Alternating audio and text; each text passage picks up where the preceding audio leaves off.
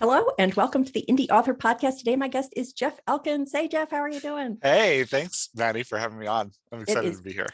Yeah, I am glad to have you here. It is my pleasure to be hosting you again.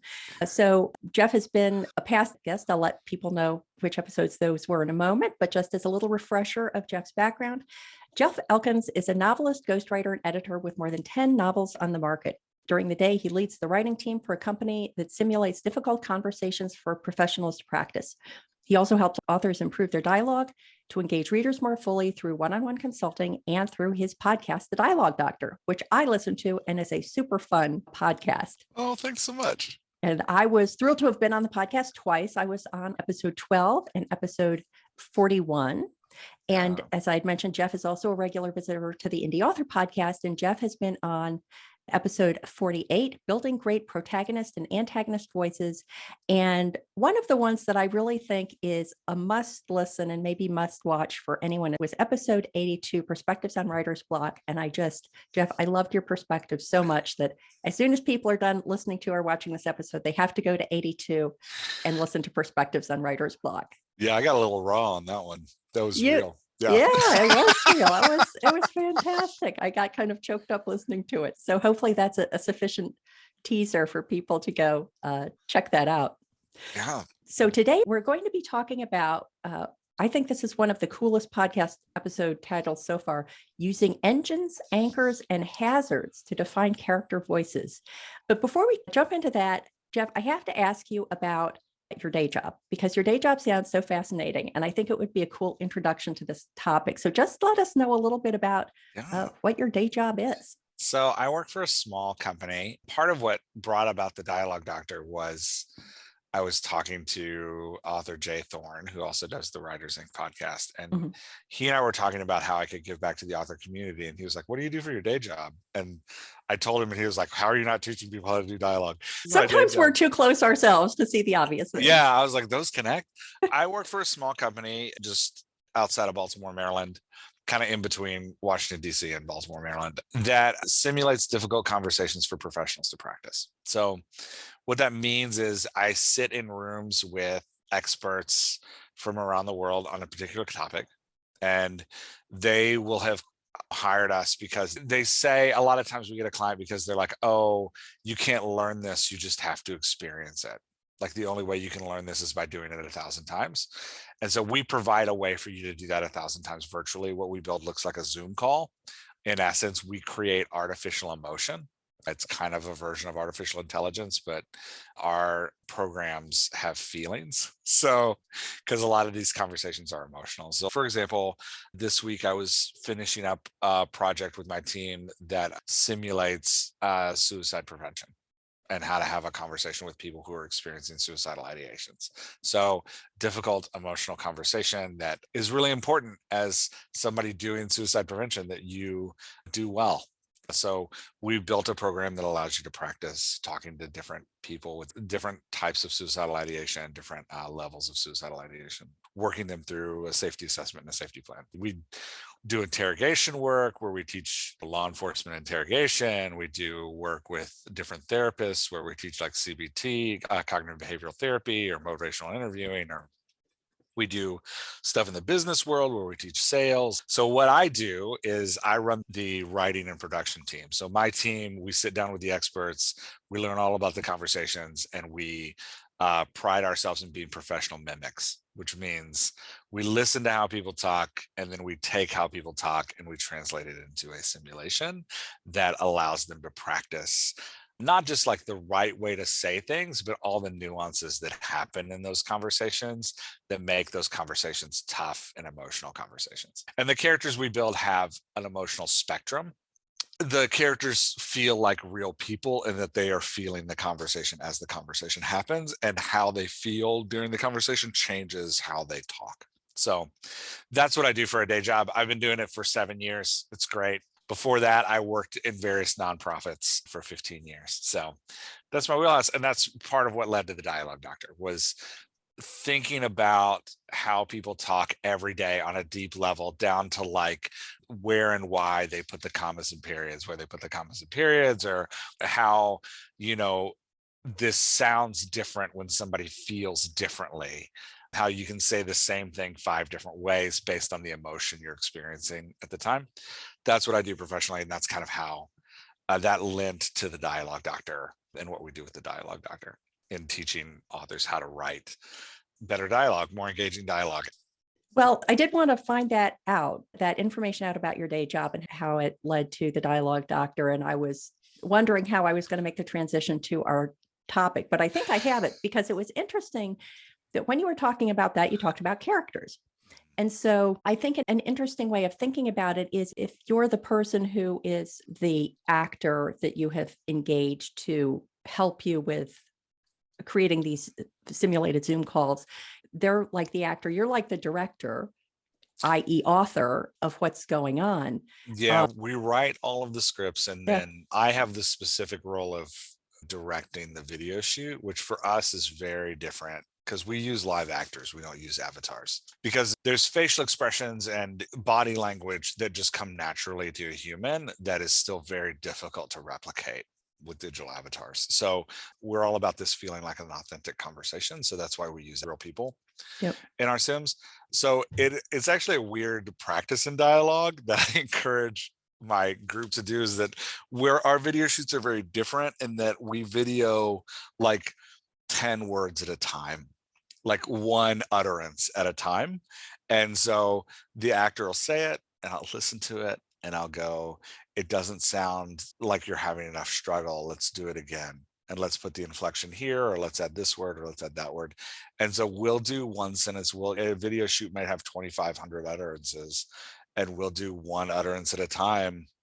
And sometimes we'll do them 4 to 5 times, just kind of thinking about like how it sounds and how it could be different. So it definitely preps me in my own work and in working with the dialogue doctor and in editing stuff to look at each utterance a character's making and kind of ask, like, is this conveying the emotion to the reader that we wanted to convey? There's definitely a connection there between what I do professionally and what I do with the Yeah. dialogue doctor. Yeah. It's exactly like a director working with an actor. And when I heard you speak about vehicles, engines, anchors, and hazards, you used a lot of great movie analogies. So I'm really just going to ask you to describe what that means, the vehicles, engines, anchors, and hazards, and how you came up with that.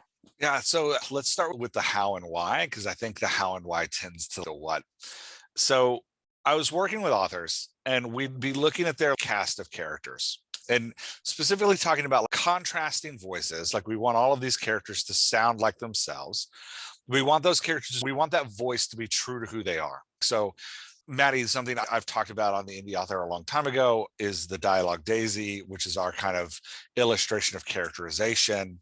And the point of it is to show that, hey, your character's background and your character's personality leads into your character's voice. Your character's voice is the expression of those things. So we want to create character voices that sound unique in order to display each character's unique personality and background. So I work with authors to do that. I sit down with an author and we have a big chart that we work through that shows how the characters line up. And part of that work of building these contrasting characters is also asking, does this voice serve the appropriate role in the narrative? And so we'd be talking about a character. I'd be talking about a character with an author, and the author would be like, this character's kind of my villain. I'd be like, what does that mean? It's like, this character is the bad guy. And then there'd always be this like, but they're, the bad guy in the sense that they're like, they're breaking ethical norms, but they're not really the bad guy. They actually help my protagonist become the best version of themselves. But, we're going to call them the villain. And I'd be like, okay, all of a sudden this language of hero and villain isn't very helpful. And they'd be like, this is the antagonist, but she's also the character's best friend. So she's not really the antagonist because she makes the character struggle, but she's also a friend. So she's not the villain. And all the language was just getting muddy. And protagonist, antagonist, hero, villain, side character, all of it was just getting muddy. And so I'd be talking with an author about, okay, we've got this main character. And the voice is starting here. The voice is starting at this place at the beginning of the story.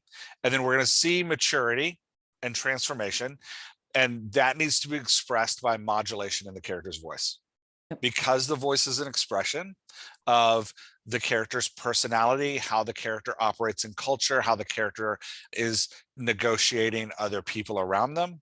The voice is an expression of all those things. So as the character changes and as the character renegotiates themselves in the culture that they're in and renegotiates expectations that people have of them, as the character goes through what we call character development, as the character develops, that voice needs to modulate and change in order to express that development to the reader, so that we don't have to tell the reader in chapter 25, and now Sally is more mature. The reader can feel Sally become more mature because the reader feels the slight changes in Sally's voice. Where Sally was self-questioning before, Sally's becoming more confident. Where Sally was using a lot of stutters and not finishing sentences because it was displaying that she wasn't fully confident in what she's saying, by the end she's making declarations and she's actually saying how she feels to people. We're modulating and growing that voice as Sally matures.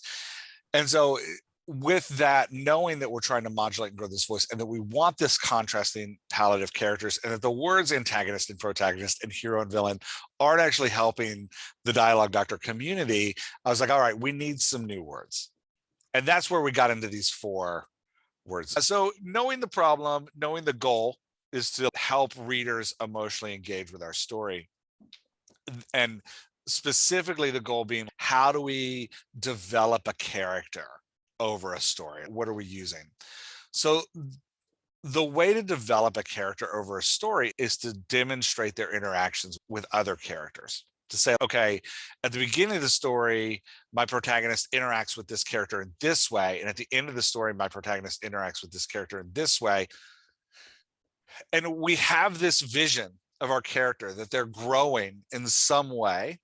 Either they're becoming the best version of themselves or becoming the worst version of themselves, depending on if you're writing a heroic tale or a tragedy. They're moving, they're becoming something that they're not. And so we surround them with characters that create conflicts that take them on this journey. So our reader is on a journey with our lead character. So we call the lead character a vehicle. The lead character is this vehicle that's driving, that our reader is getting in a car with the vehicle and they're driving on this journey together.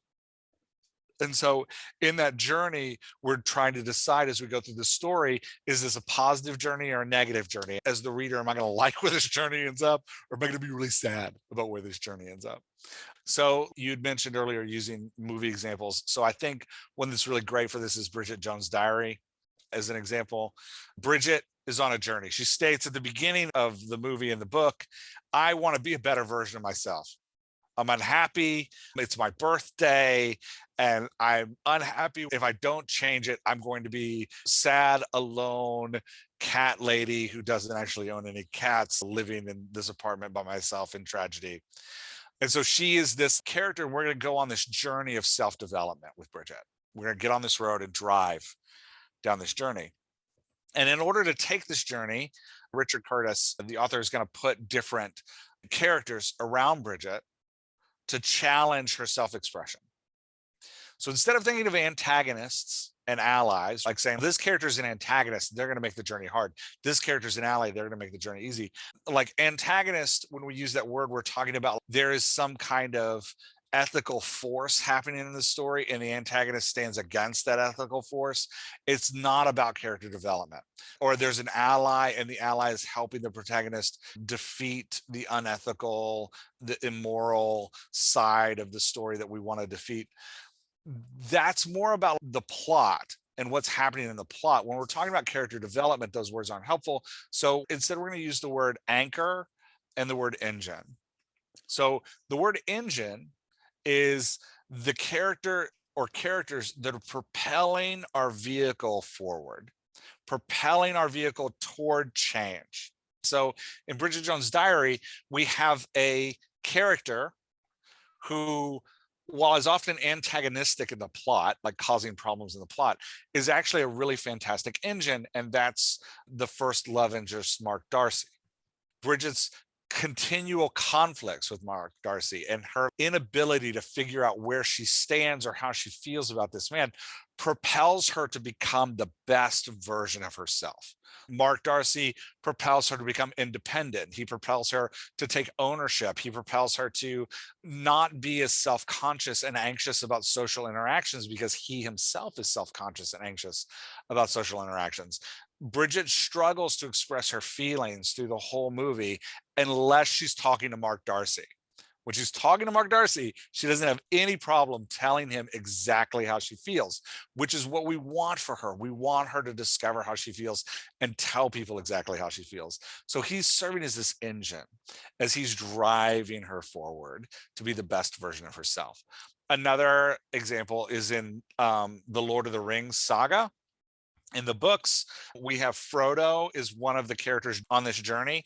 He's going from being a small hobbit from the Shire who doesn't want to engage with the world, who, while he's not happy with his life, understands that this is his lot in life. He is to live in the Shire and not go on adventures. And then at the end of the saga, we have Frodo, the hero, who's quietly and silently saved the world, although only 7 people know about it, living in this dignified kind of leader space where he's sacrificed of himself for the betterment of creature kind, I guess, for the betterment of his world. Right. In that saga, Frodo is going to go through all these challenges. He's going to go through ups and downs. He's going to struggle. He's going to succeed. He has an engine with him all the time. And Sam is constantly compelling Frodo to be the best version of himself. He's constantly reminding Frodo, remember what you love about the Shire. He's constantly telling Frodo, you're not supposed to be that kind of person. You're supposed to be this kind of person. When Frodo gets tired, Sam's like, let's go on. When a negative influence shows up, which we'll talk about in a second, Sam is like, no, don't listen to him. Do this instead. Sam is constantly propelling Frodo forward as his engine in the journey in order to become the best version of himself. Or if we talk about the Harry Potter books, I use these examples because they're ones I know we've all engaged with. Yeah. We talk about the Harry Potter books. You've got Harry, who's going from oppressed, obscured young boy who lives in the closet, who doesn't understand himself, to, again, sacrificial leader of this movement, who's going to help bring a form of justice into his world, who's going to defeat the ultimate evil. And so we have this trajectory of growth for Harry through the books. There's ups and downs. It's not always a smooth trajectory. Sometimes Harry's doing things that we're like, oh no, why are you doing that? He's listening to influences that we're like, why are you doing that? But he's got 2 engines next to him all the time. He's got Ron and Hermione with him all the time. Hermione is always compelling him to be the most disciplined and ethical version of himself. And Ron is compelling him to remember that people matter and that community matters and that family matters. So we've got these 2 engines next to Harry that are driving Harry's character development throughout the entire thing, sometimes by encouraging and sometimes by being conflict, but conflict with engines encourages the character to be the best version of themselves. And that's the question. If we ask, is my character an engine? The question we need to ask is this character propelling my protagonist forward to be the best version of themselves, to be the version of themselves that we want to end in? Is that nuance the reason that you don't call the protagonist, the Harry character, the Bridget character, the Frodo character, the driver? Because in the whole vehicle metaphor, it seems like the thing to spring to, but it sounds like you're intentionally not doing that because Frodo isn't so much driving in some cases as being driven. Yeah. And so the reason I call it the vehicle is because I want you to imagine your reader in the car with that character. Okay. So your vehicle is the character that your reader is going to emotionally connect to and follow the story with. Now, you may have more than one vehicle in a story, right? Like the Percy Jackson series, Rick Riordan, and especially in his later books, when you get to the Roman saga, he'll have 4 vehicles going at one time. So when you think about a character's development, the vehicle is the character that the reader is emotionally engaging with, because the reader is going to latch onto a character and the reader is going to go on an emotional journey of change with that character. That's your vehicle. And then the engine is the one that's propelling that character forward. So when the engine shows up, we're going to see positive change in that character. I was thinking through the examples. It's been too long since I watched Bridget Jones's Diary, so I can't comment on that. But I was thinking about the engine characters that you're mentioning and thinking about their role in making the vehicle character change. But I'm trying to think to what extent they change. So from the beginning to the end of the Harry Potter books, Ron and Hermione are intrinsically different because they've literally grown up. Mm-hmm. So there's just some change that comes along with that. Sam, I can't even remember. Is change an important aspect of the engine characters in the same way it is for the vehicle character? So we're going to get a little like three-dimensional chess here. It depends if you want that engine character to also be a vehicle. So Ron and Hermione are vehicles in and of themselves. People connect with them. They follow Hermione and Ron emotionally. And so Ron and Hermione also experience character development. In the Percy Jackson series, Grover, his partner, is an engine, but no one connects with Grover emotionally. He wasn't written for you to connect with him emotionally. Grover is kind of a one-note character. He always is the same. And so he is an engine that is not a vehicle. And so you don't see a lot of character change in him. But there is a level to this where you're like, okay, which characters do I actually want people to connect with? And do I want my reader to connect with? Which characters am I taking on an emotional journey? Can you 100% control that? No, you cannot. Your reader is going to do what your reader wants to do. You may be like, oh, this is my engine character and this is my vehicle. And I want the reader following Bridget Jones through the whole saga. Oh my gosh, we got to follow Bridget Jones. And you have a reader who's, man, I really connected emotionally with Mark Darcy. Like, you can't help that. Readers are going to do what readers want to do. Part of the beauty of storytelling is that you're releasing this thing into a reader's imagination. And the reader's imagination is really what like makes the story come to life. If you consciously decided that you wanted Mark to be a vehicle as well as Bridget, is that a conscious decision that you think authors should make about? And so I'm encouraging is as you plot out your novel, as you think about the twists and turns, understand that your reader wants to see this character develop and change. So think about your scenes as, okay, how is my vehicle going to be challenged in this moment? And what's going to happen to them because of that challenge? How are they going to move forward? Who is bringing that challenge? Is this character an engine or an anchor? Should my reader be inspired when this character shows up to challenge my vehicle? Or should a reader get nervous when this character, which is an anchor, which we can talk about in a second? But I am encouraging you to like, hey, be strategic as you're writing to think, okay, what role do these characters play in character development?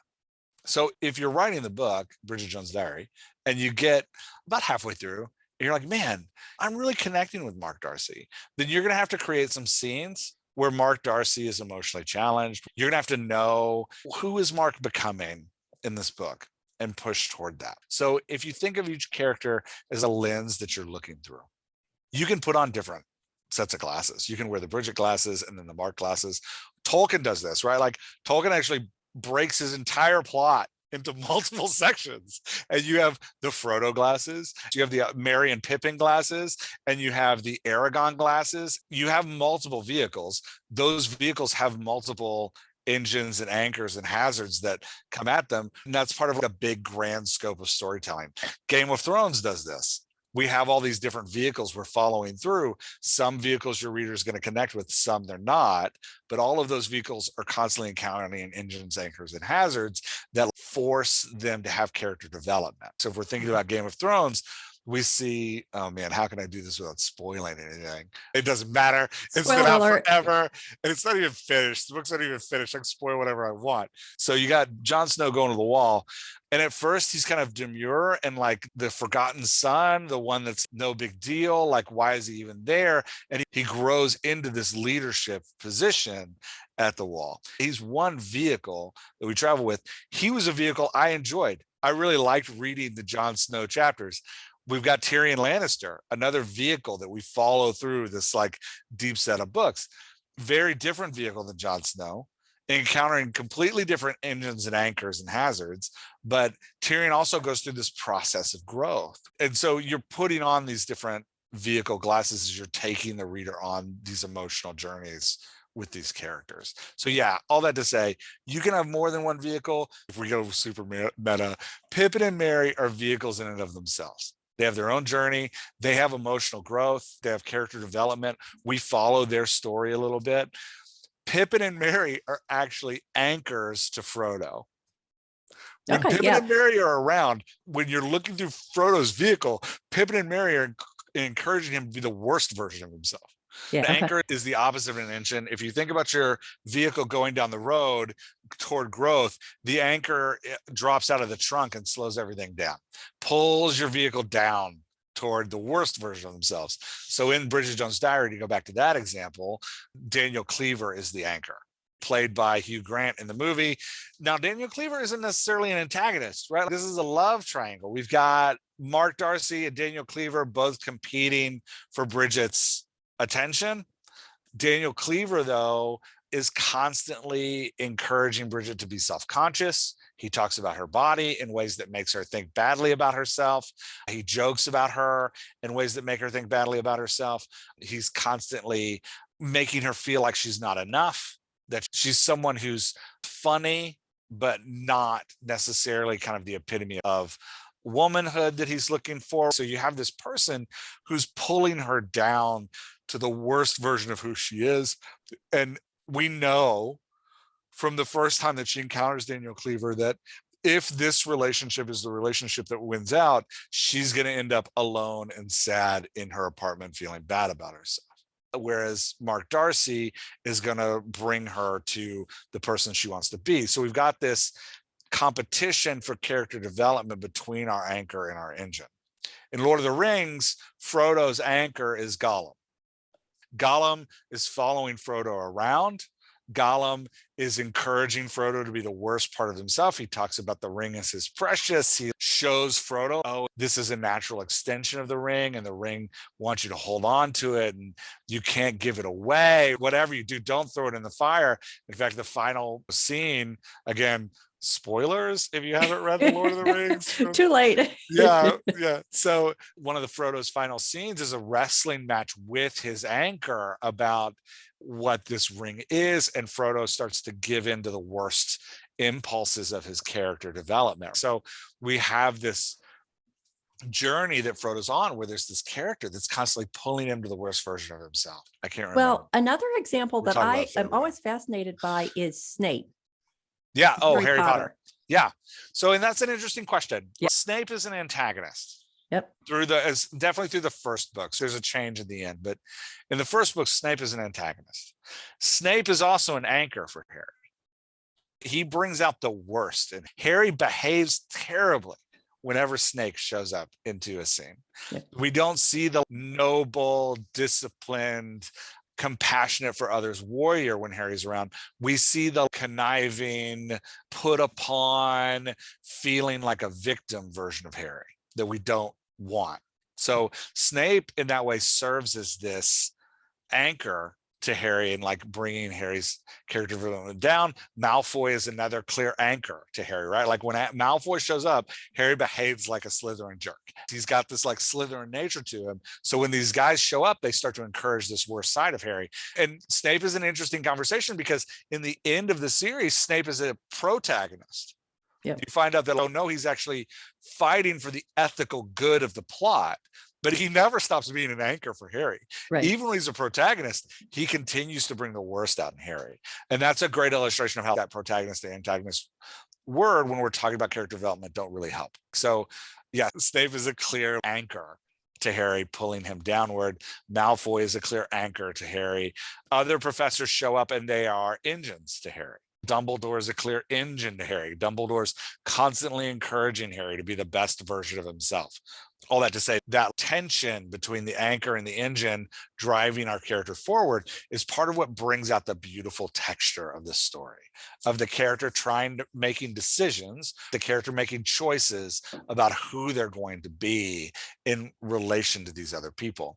Another fun example is in Batman. I was a huge comic book reader growing up, and I loved the Batman comics. And there's a lot of them, so they can be hard to talk about. So grabbing a movie, the Christian Bale, Batman, Heath Ledger Joker is another great example of an antagonist in the Joker who is actually an engine. He is the villain. He is blowing up hospitals, right? He is not a good character, but he encourages Batman to be the best version of himself. So he's an antagonist in the plot, but he's an engine in character development because Batman becomes Batman in response to who this guy is. He ponders his own self-worth. He starts making sacrifices and not just seeks revenge because of who this character is. A lot of the comic book villains work that way. They're villains in the story, but they're engines in character development. Just a quick break from the interview. Are you getting value from the podcast?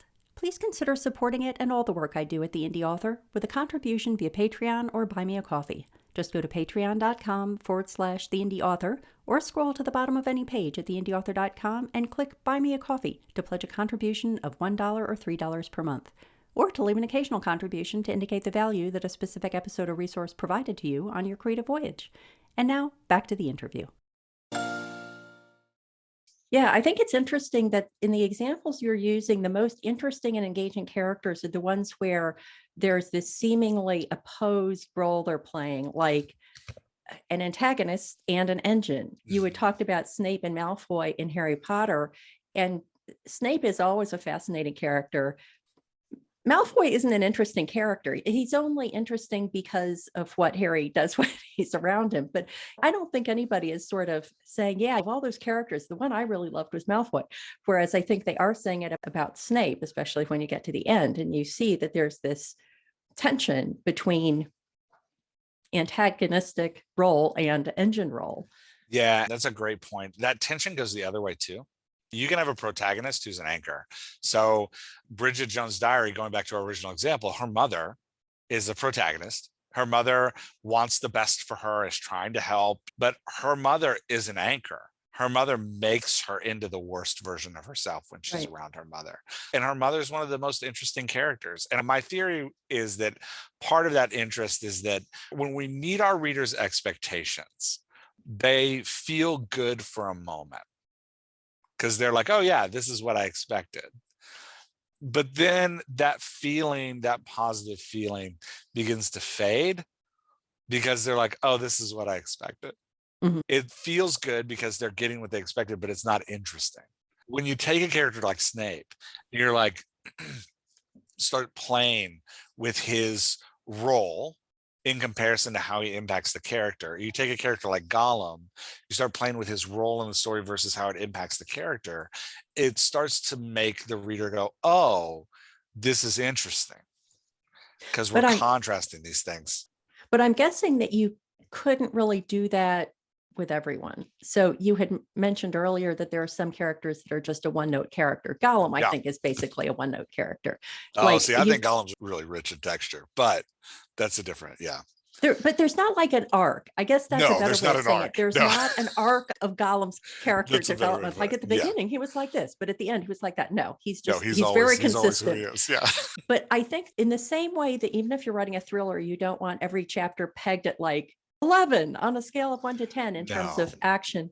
I think that if you try to delve into every character as well, they're an engine and an anchor, it would become confusing, I guess, unless you're George R.R. Martin, and then maybe you can get away with it. Yeah, I mean, the more characters you try to develop, and this is just kind of the rule that I talk with authors, the more characters you're trying to develop, the more characters you're trying to show change in, the longer your book's going to be, or the longer your story is. Because we need to take the reader on the journey. The reader needs to see the characters before they change. The reader needs to become comfortable with the character before they change. The reader needs to feel the conflict of the inciting incident and what that's going to require of the character. The reader needs to have the character reflect on what that's going to become. The reader needs to feel the character being forced to make choices, and then the reader needs to feel the consequences of those choices. So that's just one character arc, the conflict, and then the continual choices and consequences that the character has to go through as they develop to become the person we want to see at the end of the book. So every time you add a character that's developing, add that story arc. So if you're going to develop, if you're like, okay, I'm writing a fantasy novel, I got a cohort of 5 characters, we're going to take 3 of them on this massive journey of development, and then 2 of them we're just going to do a little bit of development on. Well, like, buckle in, now you've got Game of Thrones, right? The book you're about to undertake is hundreds of thousands of words, because we have to spend all of these moments with all of these characters. And you can combine those moments. If you're really skillful, you can have 2 characters making choices at the same time and showing the consequences of their choices.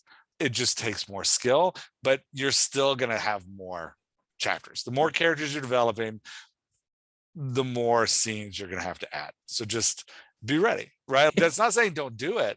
That's just saying don't be discouraged when you realize, oh man, what I thought was a 60,000 word romp with these 5 characters is actually 4 Game of Thrones books. Just know, the more vehicles you put for the reader to jump between, the more character development you have to do, the longer your book is, the longer your story is, or books are. And that's just something you got to be ready for. That's why, like, I grew up reading Grisham novels and Clancy novels, right? Like, I loved Jack Ryan as a teenager.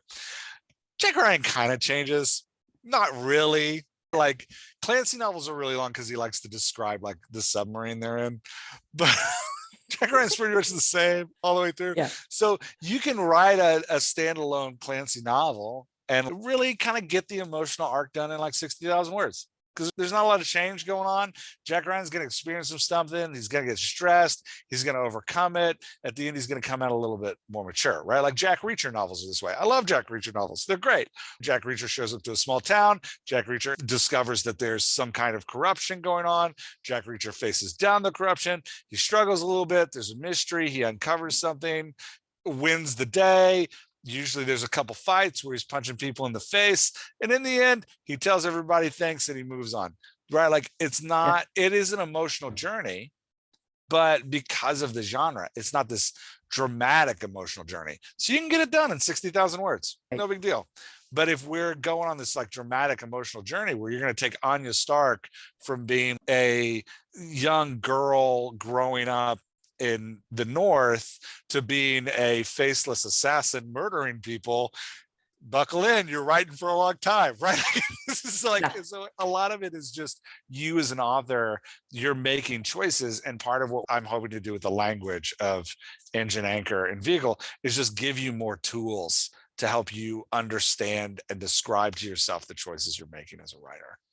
I think we've now hit all of them except hazards. I don't know that we've talked about hazards yet. Hazard characters are just a way to think about what is traditionally called side characters. But again, the problem with the language of side characters is you think they don't have to show up very often, whereas hazard characters can show up as much as you want. Hazard character is not going to necessarily grow or change. You're never going to put that lens of your reader on a hazard character. That's not going to happen. Mostly because hazard characters are big and they cause your vehicle to swerve in one way or another. So in Bridget Jones' Diary, Bridget's friends are hazard characters. She has 4 friends. They show up. They yell and scream about her life. They say wild things, and they force her into choice moments. And that's what a hazard character does. Hazard character voices are usually bigger and more expressive than your normal character voices. I'm trying to think of a good example in Tolkien. Saruman in the Big Tower in Lord of the Rings is a hazard character. He's a big voice. He's a loud voice. He forces them to make decisions. Wormtongue forces Aragon to make decisions. So you've got these characters that show up that don't necessarily have an arc, aren't going to develop, but are going to force conversation and force change. And those are hazard characters. And what I tell authors that I work with is, if you're writing a side character, like if your vehicle character is in a coffee house and they're ordering a coffee, and you've got this little side conversation where they're ordering a coffee, you're like, oh, this is a fun barista. I kind of writing this barista. Pause there for a minute and ask, like, how can I exaggerate this voice in a way that's going to force either the best or the worst of my character? How can I exaggerate this voice in a way to force my character to make a decision about who they are in this moment? That's a hazard character. Great book by Friedrich Bachmann called A Man Called Ove, about a grumpy old man who's experiencing suicidal ideations, who's dealing with his desire to isolate himself and end his own life as these neighbors keep drawing him back into their lives. At one point, he goes to a hospital and there's a magician at the hospital. And the magician is a fantastic example of a hazard character. Big voice, loud voice. We're only going to see him this one time in the story. Forces Ove to make some decisions. Ove punches the magician in the face and gets kicked out of the hospital. It's a great scene. It's a great scene because Bachmann went big with the voice and made the hazard character something that's going to force Ove into a confrontation. And that's what we talk about when we have hazard characters. So a lot of times, especially when I'm working with pantsers who just don't want to plan, they just want to write, they'll be like, I feel like my story is wandering. I don't know where I'm going. Now it's time for some hazards. Let's take some of the scenes you wrote that are wandering and let's find the side character that's at the center of that scene, blow that side character's voice up so it's forcing your vehicle to make some choices. And now your story won't feel wandering anymore. It'll feel like the character is debating who they're going to be. And it helps build that momentum in the plot toward on a journey. Are there any cautions or red flags that an author might be relying too much on hazard characters? Yeah, if your character's just waffling between development, like, oh, they grow a little bit here and then they don't grow here, or they grow in the wrong direction here, and then they grow in the right direction here, and then the wrong direction here, and the right direction here, you're not going anywhere. You're just driving in circles. So like you have to show movement. Yeah. Yeah. Another way to think about this is a weird turn, but it's what came to mind. There's a social scientist in the 1950s, I think, named Bruce Tuckman, who studied how people change and how behaviors change specifically. And he broke behavior change down into these different states: forming, norming, performing, and storming. Yep. Have you heard this before? I have. Yeah. Yeah. So the idea is that we form expectations of how we operate around people around us. Those expectations start to norm, in that when I show up to work, I know this person's going to say hello to me. I know this person's not going to say hello to me. And I'm starting to norm out of that expectation. I expect that person to say hello. I expect that person not to say hello. And then I perform out of that expectation. I treat the person that says hello nicely. I treat the person that doesn't say hello with more indifference because they're not saying hello. Yep. So I've normed and I'm performing. And then all of a sudden a storm will happen. The person who doesn't say hello says hello. And that storm challenged me to change my expectations. And I have to re-norm. Like, oh, now I guess this person talks to me when I go to work. And so then I'm going to start performing out of that new expectation. That's this cyclical nature in social science of personal change and development, personal change and growth. I'm making decisions based on the relationship I have with the others around me. If you keep having storms and your character isn't changing, they're just going in circles in their character development, the hazard is the storm. Right? Like engines, anchors, hazards, they cause storms that our characters have to re-norm to. If that re-norming isn't going in a direction, positive or negative, your story's wandering and you're not going anywhere. You need to reevaluate how you're using those characters to change your vehicle. Well, Jeff, I feel like we just barely scratched the surface of this whole concept of vehicles, engines, anchors, and hazards. If listeners wanted to pursue this more, what resources are available to them, and other of your resources that you could point them to? So we talk about this on the podcast occasionally, not a lot, occasionally. So Dialogue Doctor is the podcast. You can also come over to dialoguedoctor.com. There is a list of every podcast there that we've ever done, and you'll see some of them. I don't know the numbers off the top of my head because I don't come prepared for things. There's the list of episodes. You'll find several episodes there where I talk about it and lay it out with fun, like charts and graphs. Not fun charts and graphs, illustrations via PowerPoint. And then I also talk about it a lot in bonus episodes because it's a concept that the community is still kind of working out. I talk about it in bonus episodes some. To get the bonus episodes, you subscribe to the Dialogue Doctor Patreon for $3 a month. In fact, this week on the bonus episode, the week we're recording this, not the week it comes out, the week we're recording this, I'm doing a bonus episode on pointillism and how it connects to adding, contrasting, and comparison characters together. So we're going to talk about George Seurat, art, pointillism, and how using that idea that two colors next to each other create a third color, how that actually also works for characterization.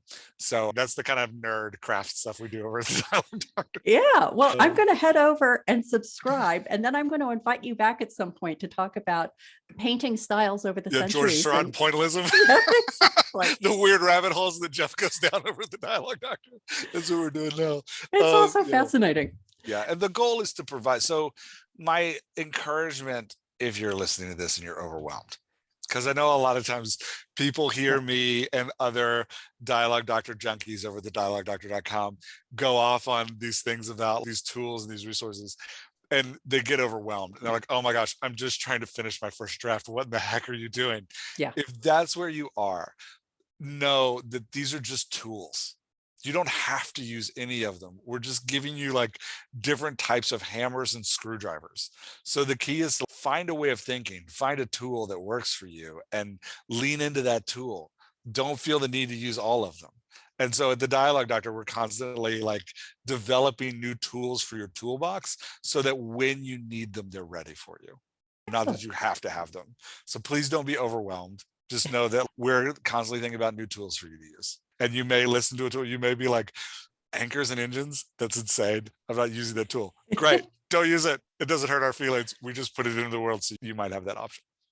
I appreciate so much you spending time walking through that. And I'm going to be looking forward to all the Patreon resources that I'm going to get as soon as I subscribe, which I'm going to do right after we're done talking. But Awesome. Jeff, so much. As always, this was so much fun talking to you. And I think you've already told the listeners where they can go to find out more about you. So I think they just have to keep an eye out for the next time I can talk you back onto the podcast. Yeah, anytime. I love it. Thank you, great. Jeff. Thanks, Maddie.